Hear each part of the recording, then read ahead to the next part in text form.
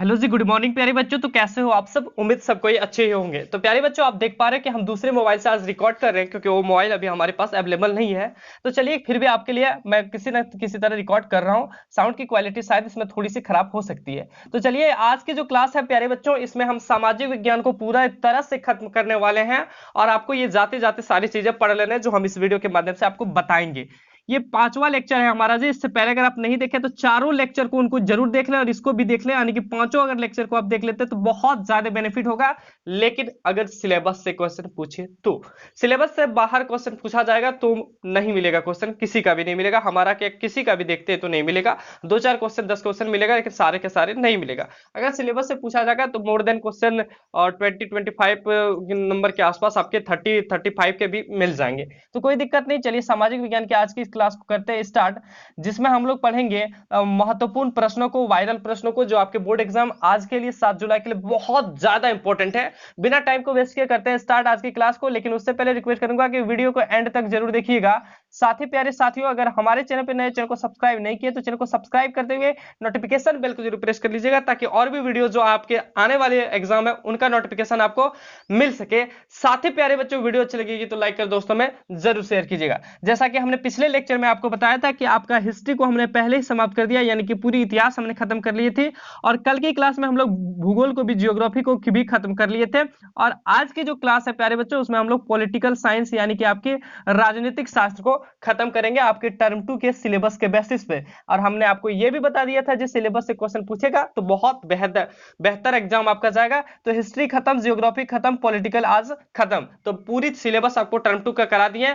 अगर सिलेबस से पूछे तो बिना टेंशन का आप एग्जाम दे पाएंगे। तो चलिए स्टार्ट करते हैं आज की इस क्लास को और देखते हैं पहला क्वेश्चन। पहला जी क्वेश्चन है कि नागरिक शास्त्र से है और ये पहला चैप्टर है सामाजिक और राजनीतिक व्यवस्था। इसका पहला क्वेश्चन है कि जन सुविधाओं की उपलब्धता की जिम्मेदारी किसको होनी चाहिए। तो जन जन को जो आदमियों की सुविधाओं मिलेगी उसको किसको जिम्मेदारी होनी चाहिए? तो प्यारे बच्चों, वो सरकार को जिम्मेदारी होनी चाहिए। ठीक है। अगला है, शहरों में किस प्रकार की आपूर्ति की जाती है? पाइपलाइन एवं टैंकरों द्वारा। पेयजल की आपूर्ति शहरों में कैसे की जाती है मेरे प्यारे साथियों? तो पाइपलाइन के द्वारा और टैंकरों द्वारा। अगला है, स्वच्छ भारत अभियान भारत सरकार द्वारा कब आरंभ किया गया? तो मेरे प्यारे साथियों, 2 अक्टूबर 2014 को स्वच्छ भारत अधिनियम अभियान जारी किया गया। अगला है, झारखंड सरकार ने 15 अप्रैल 2016 को भीमराव अंबेडकर आवास योजना का शुभारंभ किनके लिए किया? तो भीमराव अंबेडकर जो आवास है वो झारखंड सरकार ने 15 अप्रैल 2016 को शुरू किया और वो विधवाओं के लिए किया, विधवाओं के लिए किया। ठीक है। अगला है, प्रधानमंत्री उज्ज्वला योजना का संबंध है। तो प्रधानमंत्री उज्ज्वला योजना जो है वो निःशुल्क एलपीजी कनेक्शन उपलब्ध कराने से है। आपके घरों में निःशुल्क एलपीजी गैस वाले कनेक्शन कराने से है। अगला है, किस योजना के तहत गरीबी रेखा से नीचे की महिलाओं को निःशुल्क एलपीजी कनेक्शन मुहैया कराई जाती है? तो किस योजना के तहत? प्रधानमंत्री उज्ज्वला योजना के तहत। ठीक है। अगला है, सरकार द्वारा नागरिकों को कौन सी जन सुविधा उपलब्ध कराई जाती है? तो कौन सी जन सुविधा उपलब्ध कराई जाती है मेरे प्यारे साथियों? शिक्षा, पेयजल एवं व स्वच्छता की सुविधा, आजीविका के अवसर। ठीक है। अगला है, किस प्रकार की परियोजना से एक साथ कई लाभ मिलते हैं? तो बहुउद्देशीय परियोजनाओं से। ठीक है। चलिए अगला क्वेश्चन है, आपको यहां से टेस्ट हो जाएगी कि भाई आप कितना पढ़े, आगे कितना याद रख पाए अभी तक। तो इसमें जी पहला क्वेश्चन है, शहरों एवं डैश में, शहरों में एवं डैश से पेयजल की आपूर्ति की जाती है? तो किससे जी? अभी आपने पढ़ा जी, किससे की जाती है? पाइपलाइन एवं टैंकरों में। शहरों में पाइपलाइन और टैंकरों से पेयजल की आपूर्ति की जाती है, पहला क्वेश्चन था। दूसरा है, डैश के तहत गरीबी रेखा से नीचे की महिलाओं को एलपीजी कनेक्शन मुहैया कराया जाता है? तो प्रधानमंत्री उज्ज्वला योजना के तहत। ठीक है। अगला है, जन सुविधाओं की उपलब्धता की जिम्मेदारी डैश को होनी चाहिए? तो किसकी होनी चाहिए जी मेरे प्यारे साथियों? सरकार को होनी चाहिए। ठीक है। अगला जी सवाल है, बहुउद्देशीय परियोजनाओं से एक साथ कई डैश मिलते हैं? तो कई तरह के क्या मिलते हैं? लाभ मिलते हैं मेरे प्यारे साथियों। चलिए अगला क्वेश्चन देखते हैं कि बहुउद्देशीय परियोजनाओं के क्या क्या लाभ हैं। तो ये हमने क्वेश्चन पहले ही करा रखे हैं, लेकिन फिर भी मैं बता देता हूं कि बहुउद्देशीय परियोजनाओं के जो लाभ हैं वो बाढ़ नियंत्रण है, सिंचाई के लिए जलापूर्ति है, विद्युत उत्पादन है, पेयजल की उपलब्धता है, मछली पालन है और मृदा अपरदन की रोकथाम है, पर्यटन का निर्माण है, बीमारियों पर नियंत्रण है, जल परिवहन का विस्तार है। इसमें से आपको 5 लिख देने हैं। ठीक है। अगला है, भारत की कुछ महत्वपूर्ण बहुउद्देशीय परियोजनाओं का नाम बताएं, जिसमें हमने आपको एक फॉर्मूला भी बताया था, बी एन के, बी एन के डी टी, ये हमने बताया था जी एच, बी एन के डी टी एच। तो हमने क्या बताया था, बी एन के से क्या रखना है कि बैंक और डीटीएच, बैंक का डीटीएच। बी एन से क्या जी भाखड़ा नांगल, के से कोसी, डी से दामोदर, टी से टिहरी और एस से हीराकुंड। इतना ही आपको लिखना है, भाखड़ा नांगल, कोसी, दामोदर, टिहरी, हीराकुंड। 5 लिखना, 5 मार्क्स आपको 4-5 मार्क्स मिल जाएंगे। अगला है जी जन सुविधाएं क्या होती है। तो जन सुविधाएं जी मेरे प्यारे साथियों, जन सुविधाएं क्या होती है, ये क्वेश्चन पूछा जा रहा है। तो चलिए मैं देख लेता हूं कि जन सुविधाएं आखिर क्या होती है। तो लिखा गया आंसर जी कि देश के विकास और लोगों के जीवन स्तर से उन्नत बनाने के लिए कुछ सुविधाएं अनिवार्यता जरूरी होती है। आधारभूत संरचनाएं, यातायात, संचार, बिजली, शिक्षा व्यवस्था, पेयजल, स्वच्छता और सामाजिक सुरक्षा और आजीविका के उपयुक्त अवसर इत्यादि सुविधाएं जन सुविधाएं या सार्वजनिक सुविधाएं कहलाती है। तो प्यारे बच्चों, हम ज्यादा टाइम इसलिए नहीं ले रहे क्योंकि आपका एग्जाम बहुत नजदीक है और आपको चारों लेक्चर और भी देखने हैं। ठीक है, अगला है शुद्ध पेयजल हमारे लिए क्यों आवश्यक है। मेरे प्यारे साथियों, आपको पता है शुद्ध पेयजल क्यों आवश्यक है। अगर हम दूषित पानी पिएंगे तो बीमार हो जाएंगे, मौत भी हो सकती है, इसलिए शुद्ध है, साफ साफ लिख देंगे। तो अशुद्ध या दूषित पानी से दस्त, पेचिश, हैजा, डायरिया आदि अनेकों संक्रामक बीमारियों फैलने की खतरा रहता है। ठीक है, केवल भारत में ही प्रतिदिन 1600 व्यक्तियों की मौत दूषित पानी पीने से होती है। कितना जी, 1600 व्यक्ति की मौत दूषित पानी पीने से होती है। अतः स्वस्थ रहने के लिए शुद्ध या स्वच्छ पेयजल की आवश्यकता होती है। बिल्कुल इजी सा आंसर, और ये वीवीआई भी है। अगला है केंद्र सरकार आय के विभिन्न स्रोतों को लिखिए। हमने ये करा रखे हैं, जिसमें हमने 2 बताए थे, आज हम 5 बताएंगे। तो जी केंद्र सरकार के आय के विभिन्न स्रोत क्या है, निगम कर, आयकर, उधार एवं अन्य देयताएं, सीमा शुल्क, केंद्रीय उत्पाद शुल्क, सेवा कर व अन्य कर, विभिन्न स्रोतों से प्राप्त ऊर्जा। ये है 5 जी। हम ज्यादा टाइम नहीं दे सकते हैं जी, क्योंकि आपकी एग्जाम बहुत जल्द है अब। अगला जी सवाल है आपका कि स्वास्थ्य सुविधा मुहैया कराने के लिए सिर्फ निजी कंपनियों ने को देने से क्या समस्या हो सकती है। किन्हीं 3 समस्याओं को लिखिए। अधिक पूछ रहा है कि स्वास्थ्य सुविधाएं जो हेल्थ का जो काम होना चाहिए, अगर वो निजी कंपनियों को दे दिया जाए तो क्या समस्या हो सकती है। 3 समस्या लिखने का बोला है। तो सरकार पूरी आबादी के लिए समुचित स्वास्थ्य सुविधा की व्यवस्था कराने के लिए जवाबदेह और प्रतिबद्ध होती है। लेकिन यदि स्वास्थ्य सुविधा मुहैया कराने की जिम्मेदारी सिर्फ एक निजी कंपनी को दे दें तो निम्न प्रकार की समस्या होगी। पहला समस्या होगा, इन सुविधाओं की पहुंच कुछ ही लोगों तक सीमित रह जाएगी, मतलब जिनका पैरवी है जी उन तक सीमित रह जाएगा। दूसरा, संभावना है कि उनका शोषण भी हो सकता है, मतलब कि जी पैसा भी ले सकता है, उनका शोषण किया जा सकता है कि इलाज तो करेंगे जी, कुछ पैसे भी देना होगा। तीसरा होगा कि ऐसी स्थिति में जन कल्याण का लक्ष्य पूरा नहीं हो पाएगा, मतलब सरकार को जो आदमियों का कल्याण करने का लक्ष्य है वो पूरा नहीं हो पाएगा। तो ये 3 रीजन था जी। अगला है, क्या सामाजिक सुरक्षा की योजना जरूरी है, अगर हाँ तो क्यों। तो पूछा है जी सामाजिक सुरक्षा क्यों जरूरी है, तो है जरूरी। हाँ, सामाजिक सुरक्षा की योजना अत्यंत आवश्यक है। सामाजिक सुरक्षा योजना का उद्देश्य भविष्य में लोगों के साथ होने वाली संभावित घटना और गरीबी उन्मूलन के लिए सुरक्षा प्रदान करना है। संगठित क्षेत्रों में कार्यरत, संगठित मतलब सरकारी क्षेत्रों में कार्यरत कर्मियों की भविष्य निधि योजना सामाजिक सुरक्षा योजना का ही एक अंग है। असंगठित क्षेत्रों के कामगार की स्थिति चिंताजनक होती है। दुर्घटना में अपंग हो जाने, वृद्धा अवस्था में आ जाने, गंभीर बीमारी से ग्रस्त होने आदि स्थिति में उसे और उसके परिवार को गरीबी के कारण काफी कष्ट झेलना पड़ता है, जिसकी जिम्मेवारी सरकार की होती है। ऐसी स्थिति में उसे आर्थिक सुरक्षा की जरूरत होती है। अतः सामाजिक सुरक्षा योजना नितांत आवश्यक है। तो समझे इसमें क्या जी, तो सामाजिक सुरक्षा इसलिए आवश्यक क्योंकि उसमें फ्यूचर में अगर वो आदमी काम कर रहा है और दुर्घटना में अपंग हो जाता है, वृद्धावस्था आ जाने पर गंभीर बीमारी हो जाती है, कुछ भी हो जाता है, तो सरकार उनकी देखभाल कहीं ना कहीं उनको पेंशन वगैरह वगैरह मुहैया कराती है, जिससे वो अपना इलाज अच्छा से करा सके। तो ये था जी, आपको यही लिख देना। अगला, निजी कंपनियां स्कूल एवं अस्पताल खोलने में क्यों दिलचस्पी लेती है। आपको पता है ना जी कि निजी कंपनी जो होती है, कंपनी आप किसी एक तो बोल सकते हैं, स्कूल को भी एक कंपनी ही बोल सकते हैं। देखते होंगे बहुत ज्यादा स्कूल खोलती हैं, एक दिलचस्पी रहती है कि अस्पताल खोलती, क्यों इतना दिलचस्पी रहती है। तो देखिए, निजी कंपनियां केवल आर्थिक लाभ के उद्देश्य से ही काम करती है, मतलब सिर्फ उसका उद्देश्य होता है लाभ कमाना। सार्वजनिक सुविधाओं की उपलब्धता के लिए ज्यादा पूंजी की आवश्यकता होती है।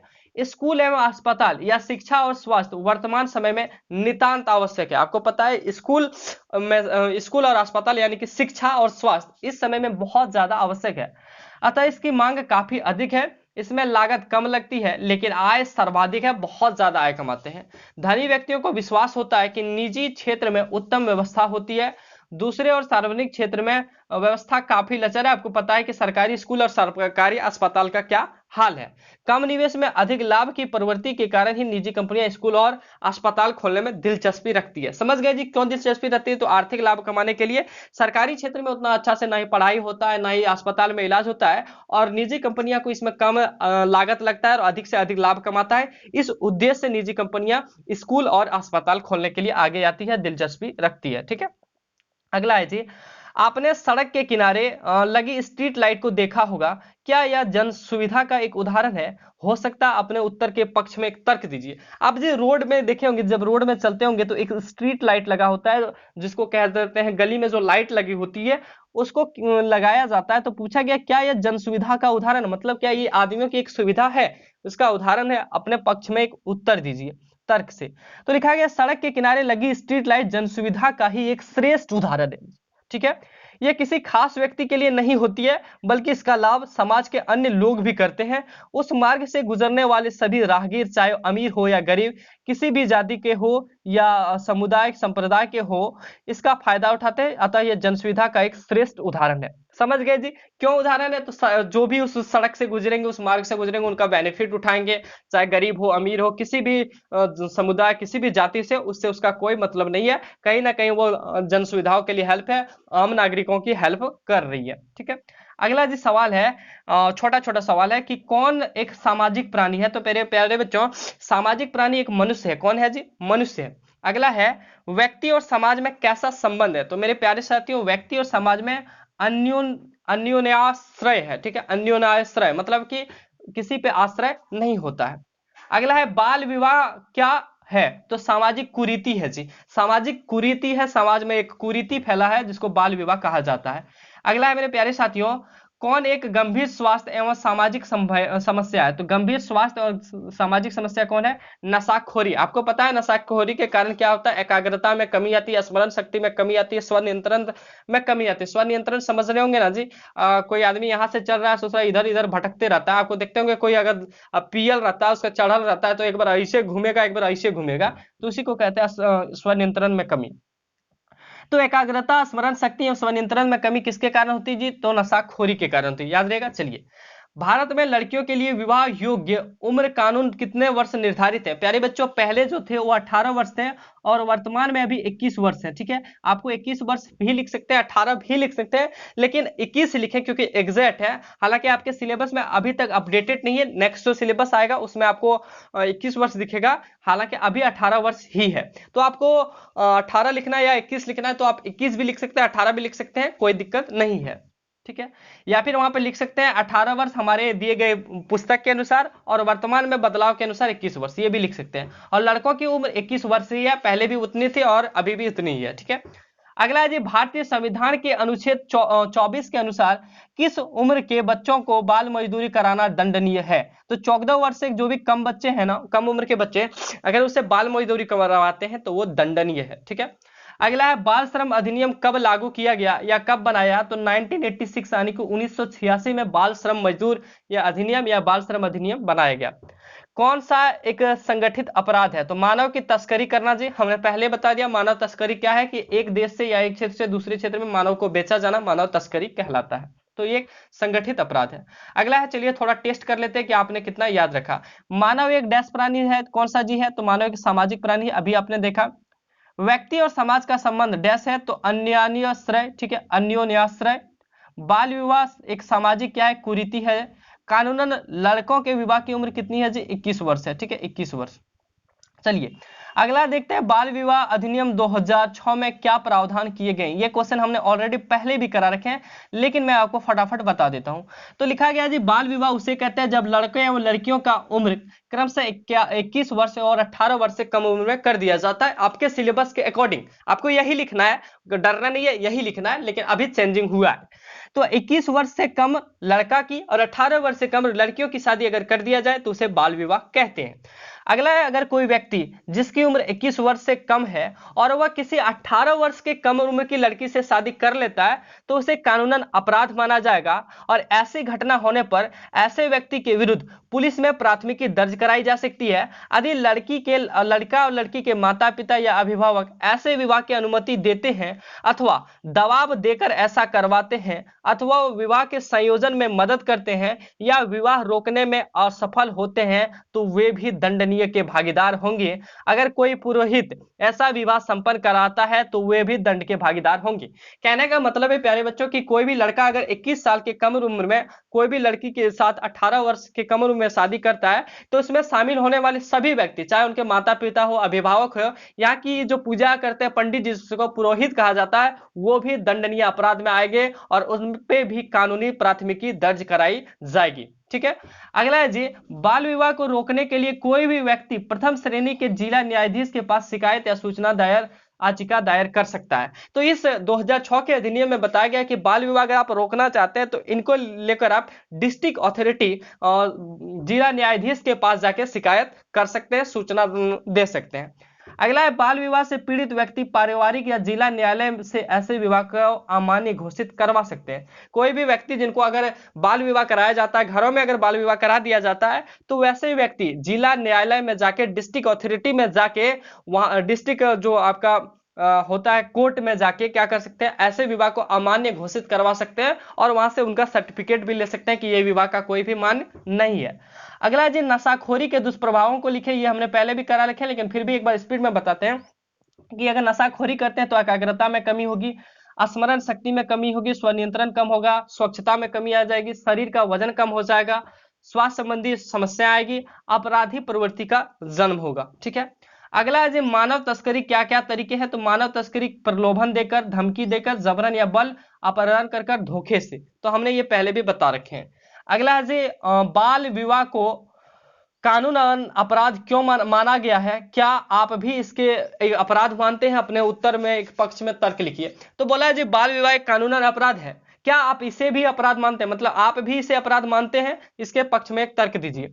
तो मैं भी बाल विवाह को एक सामाजिक व विधिक अपराध मानता हूं क्योंकि लड़के लड़कियों पर इसका नकारात्मक प्रभाव पड़ता है। इसके परिणाम स्वरूप उनके शारीरिक विकास, स्वास्थ्य, मानसिक व भावनात्मक स्थिति, शिक्षा आदि पर बुरा प्रभाव पड़ता है। कम उम्र में बच्चा जनन से प्राय बच्चे कमजोर होते हैं और बाल मृत्यु दर भी बढ़ती है। लड़कियां मां बनने में दायित्वों का निर्वहन भली भांति नहीं कर पाती है, कभी कभी प्रसव के समय भी मौत हो जाती है। तो ये सब कारण है जिनके कारण हम भी बाल विवाह को क्या मानते हैं जी, एक अपराध मानते हैं।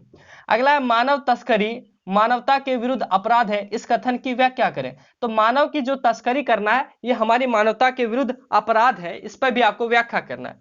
तो मानव तस्करी एक संगठित अपराध है, यह विभिन्न उद्देश्यों के लिए किया जाने वाला व्यापारिक अपराध है या फिर व्यापार है, जिसमें गुलामी, बाल श्रम, मानव अंगों का व्यापार, देह व्यापार आदि गैर कानूनी गतिविधियां शामिल है। इसमें ज्यादातर गरीब परिवार के बच्चों व औरतों को खरीद बिक्री होती है। यह मानवता को शर्मसार करने वाला कार्य है, मानवता के विरुद्ध घोर अपराध है। ठीक है। उसमें क्या किया जाता है जी कि मानव के जो भी व्यक्ति हैं गांव देहात में, तो उनको प्रलोभन देकर या फिर जबरन उठाकर किडनैप कर ले जाया जाता है और उसका मानव अंगों का व्यापार करता है। कोई भी किडनी वगैरह वगैरह वे समझ सकते हैं, गुलामी करवाता है, बाल श्रम करवाता है, देह व्यापार करवाता है और कोई भी और भी काम कराता है जो मानव शर्मसार करने वाला कार्य है। इसलिए मानव के साथ तस्करी करना घोर अपराध है। ठीक है। अगला है जी, और अंतिम सवाल है, बाल श्रम को दूर करने के लिए कोई 3 सुझाव को लिखे। तो बाल श्रम दूर करने के लिए निम्न सुझाव किए जा सकते हैं। पहला, बाल श्रम का मूल कारण जो है गरीबी है। क्यों भाई को बाल श्रम करेगा? कोई गांव के ही बच्चे करते हैं ना, शहर के बच्चे तो नहीं करते। तो उनका कारण है गरीबी। गरीबी उन्मूलन कार्यों का विस्तार करके इसे नियंत्रण लाया जा सकता है, मतलब गरीबी को हटा के। दूसरा है, मूलभूत सुविधाओं की कमी के कारण इन्हें मजबूरन मजदूरी करनी पड़ती है, अतः सभी परिवार को मूलभूत आवश्यकता पूरी करानी चाहिए, जैसे कि रोटी, कपड़ा, मकान। यहाँ तक कि गरीब देहात में ऐसे भी आदमी हैं जो अब तो थोड़ा ठीक स्थिति में है, लेकिन रोटी भी उनको नहीं मिल सकती, कपड़ा मकान आदि भी नहीं है। तो वहां के बच्चे क्या करेंगे भाई? पढ़ तो नहीं पाएंगे, तो बाल मजदूरी करना निश्चित ही है। और अगला है, इसके लिए बने कानूनों को सख्ती से पालन होना चाहिए। ये थे रीजन। डियर स्टूडेंट्स, आज की जो क्लास थी हमारी वो यहीं तक थी, और आज की क्लास के माध्यम से आपका जो सोशल साइंस है, जिसको आप लोग सामाजिक विज्ञान भी बोलते हैं जी, सोशल साइंस यानी कि एसएसटी का जो पेपर है, सामाजिक विज्ञान का पेपर है, पूरी तरह से आपका हिस्ट्री यानी कि इतिहास, ज्योग्राफी यानी कि भूगोल, और पॉलिटिकल साइंस यानी कि राजनीतिक शास्त्र, ये सारे के सारे टर्म 2 के जितने भी क्वेश्चन थे सिलेबस से, वो सारे क्वेश्चन हमने 5 लेक्चर में ही करा दिए, जितना क्वेश्चन टर्म 2 के सिलेबस में था। मैं बार बार कह रहा हूं टर्म 2 के सिलेबस में। लेकिन प्यारे बच्चों, अगर टर्म 2 के सिलेबस से बाहर क्वेश्चन पूछा जाएगा तो इसकी जिम्मेवारी हम क्या, कोई भी टीचर नहीं ले सकते, क्योंकि टर्म 1 का सिलेबस हमें यहां पे पूछा जाना नहीं चाहिए। ये जैक बोर्ड की गलती है जो क्वेश्चन पूछ रहे हैं। हालांकि डियर स्टूडेंट्स, आज की क्लास के माध्यम से, ये पांचों क्लास के माध्यम से, अगर आपके टर्म 2 के सिलेबस से क्वेश्चन आता है तो आप बेफिक्र होकर एग्जाम दीजिए, बेहतरीन प्रदर्शन आप करिएगा। फिलहाल आज की जो वीडियो यहीं तक हम एंड करते हैं, लेकिन उससे पहले आप सभी को आपके एग्जाम के लिए बेस्ट ऑफ लक, बहुत बहुत शुभकामनाएं कि आप एग्जाम में अच्छे मार्क्स लाएं और एग्जाम में पास करें और अपने भविष्य को उज्जवल बनाएं। साथ ही प्यारे साथियों, वीडियो अच्छी लगी हो तो लाइक कर दोस्तों में जरूर शेयर करें, ताकि वो भी इनका बेनिफिट उठा सके, और चैनल को सब्सक्राइब जरूर कर लें, और साथ ही नोटिफिकेशन बेल को भी प्रेस कर लें, ताकि जैसे ही और भी वीडियोज अपलोड होती है, आपकी इंग्लिश की एग्जाम में भी बाकी है, हिंदी की बाकी है, और फ्यूचर में आप 9th में जाएंगे, 10th में जाएंगे, 11th 12th, तो हमेशा आपको साथ यहां से मिलते रहे। तो मिलेंगे नेक्स्ट वीडियो में, तब तक के लिए आप सभी को एक बार फिर से बेस्ट ऑफ लक। जय हिंद, वंदे मातरम।